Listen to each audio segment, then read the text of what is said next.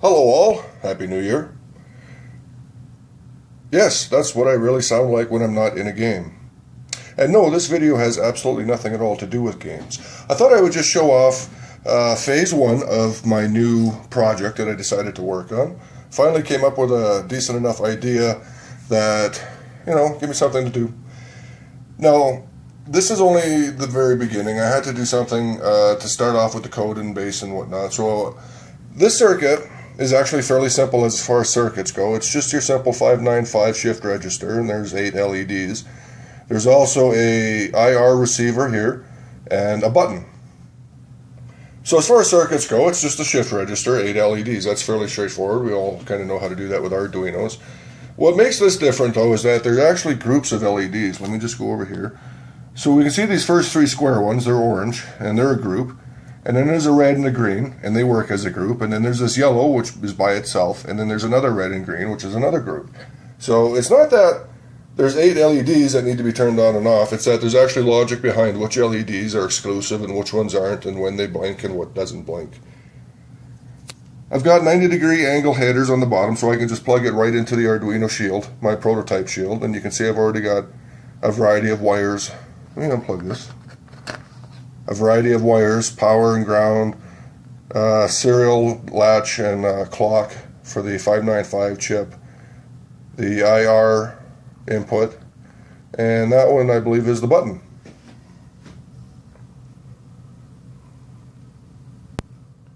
So the final dashboard that this is actually going into is a physical dashboard.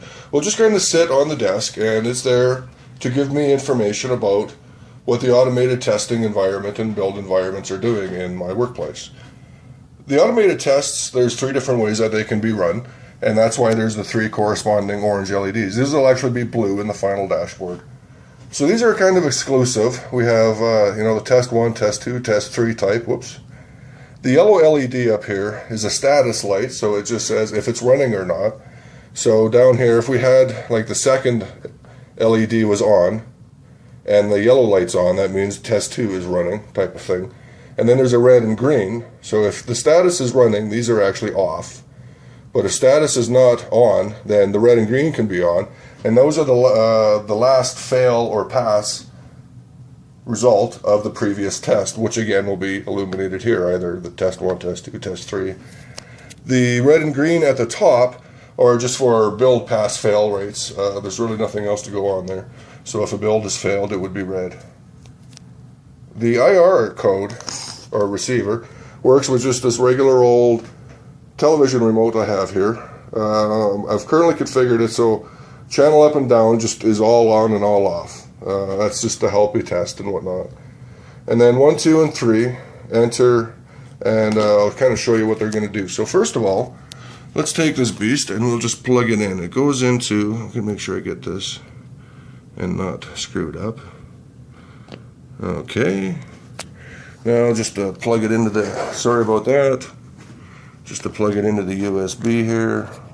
Hang on, I've only got one hand. Okay, so it's booting up. I'm going to turn it on its side just so we can see what's going on. Now just all on, I don't know, hope you can see that. So all the lights should be on right now, and in fact they are. I can see them. I hope you can see them on the video. I'll just go hold it there.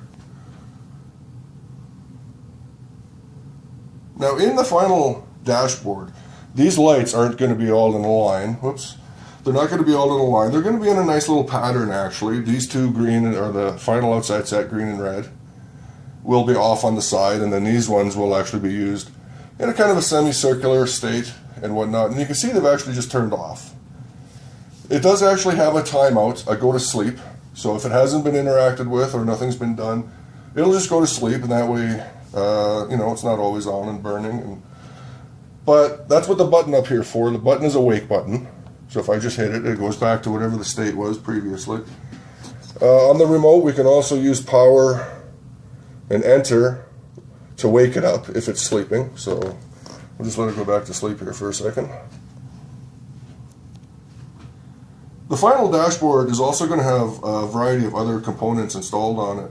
I've actually had to order some new stuff off the internet, and I did that well, just a week and a half ago, but I don't expect them to arrive for a while because of the holiday season and all that. So they've gone back off. And now if I just pick up the remote and hit the enter key, which is, yeah, that one down there, you can see that it's woken back up and they've all come back on. So once those new components get here, they're just 2-digit, 3-digit, and 4-digit 7-segment displays, which I need. So there'll be a clock on here, which actually just displays the time. When that one goes to sleep, it'll just dim. It won't actually go out though. And then there's another 4-digit that'll be used for displaying a build number, and then some 2 digits for displaying number of bugs and number of errors. We actually have a really cool web-based dashboard that gives us a lot of the same information. And it's on a touch screen, a big giant-ass multi-touch computer screen that sits up in our work area. But this is actually a physical one that's just going to sit on the desk, and it's kind of fun. Okay, so now it's been sleeping. So we can actually use this not just to get information, but to send information. So if we want to execute the test 1 sequence, what we would do is we would press 1 on the dashboard. And now you can see that the 1 orange is actually just doing a slow blink. And it'll blink for 5 seconds. When we actually we press 1, we're priming it, saying, okay, we're getting ready to run the test. But it won't actually run that test. It won't actually do anything in the background because it's just, we want a confirmation on that. We don't want people just accidentally running test whenever. So if we hit 1, we can go to a slow blink, and then if I hit enter, you notice how they all 3 go into a fast blink mode. So that says that this action is now being undertaken, things are happening in the background. And then at this point, if this was actually connected to a computer, we would end up having like a version number that would update, which is a 4-digit. These blue and green, or sorry, the green and red would be turned off, and the yellow would be on, and the 1 would be on here, showing me that test 1 is now running, and la-di-da-di-da-di-da. So when it goes back to sleep, which it will in just a few moments, there it goes. So if I hit this, now remember, if this was in the real scenario, this one would be on, these would be off, and that one would be on. If I just hit that, it would actually light them back up. See, it's not, the server side of this isn't written as far as what's on the other end of this USB cable. I just got the basics, and that's what I used for the prototype so far, is really just getting a lot of the code base down.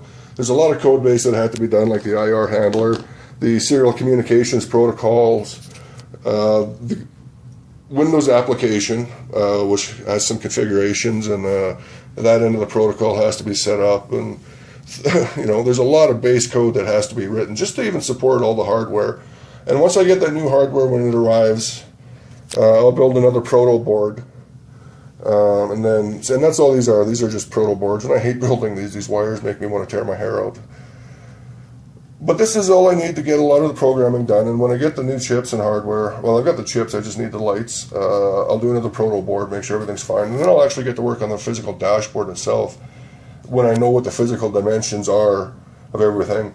I've been using EagleCAD to design the actual finalized circuits and the circuit boards, so I need that to help me figure out sizes, where I'm going to place everything, and then those will actually be printed into circuit boards. Just home printing, circuit board printing with a laser printer, you know, your basic stuff. And hopefully the final size of the dashboard, the way I figure it, so this is just the one proto board. It'll probably be about this big and about maybe 2 to 3 of these wide. Now that's maximum size, actually. Here, let's just put it on my grid. So probably about, yeah, 2 inches by about, well, what's that, sorry, 3 inches by about 5 inches is what the final size would be, maximum. Yeah, I think that sounds good. So this will just sit there, displaying its numbers. You can interact with it with the dashboard. Now another cool thing is that the building I work in also has some automation built into it for things like putting blinds up and down, and for setting a temperature and turning lights and dimness and whatnot. And that'll actually all be built into here. So right now, like I said, channel up and down is just doing all on and all off lights, and that's just to help me test. What that'll actually do, if I hit channel up, the blinds would go up, and if I hit channel down, the blinds would go down. And if the lights worked, they don't actually work in the room I'm in for some reason, you would have volume up and down for dimming the lights. And if the temperature worked, I could actually just add in a couple more LED displays and have the temperature displayed. as well as being able to set the temperature from the remote. That would be interesting, but none of those actually work in the room I'm in right now. They work in a lot of other rooms in the system. It's an interesting building. So, you know, I can have all that, but that'll come later. The drapes, though, will actually be part of it because they work, and I sit beside them, and it's annoying. So that's basically the system as it sits. Let's just wake it up. There we go. So, yeah, the one little IR receiver. The final box will actually have probably 3 or 4 of these, kind of all on different sides.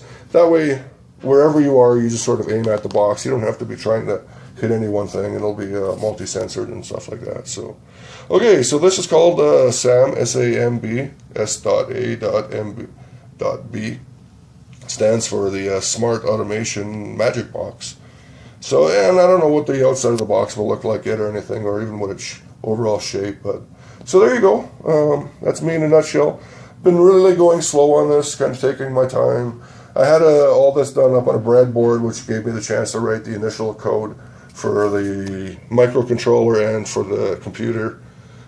Now that it's on here, I will just sit down, and I've got a ton of code to write now. Some back-end code and a temporary stub server. And, well, I got a lot of work to do, put it that way. And this one board will actually get me through a huge amount of that work.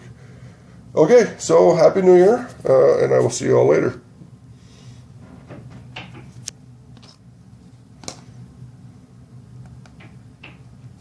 And if I hit 3, so I'm going to hit 3.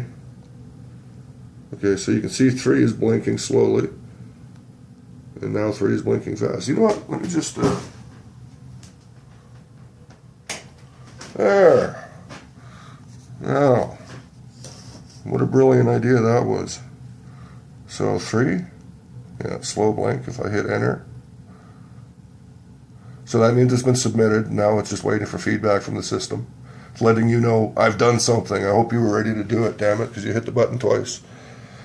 So if I had 1 running, 2, so you can interrupt it if you wanted. Oh, I wanted to hit 3. Oh no, maybe I wanted to hit 1, and nothing will happen. And then after 5 seconds, it just turns off. So now nothing will happen again. But if I hit 2 and enter, oh, look at that.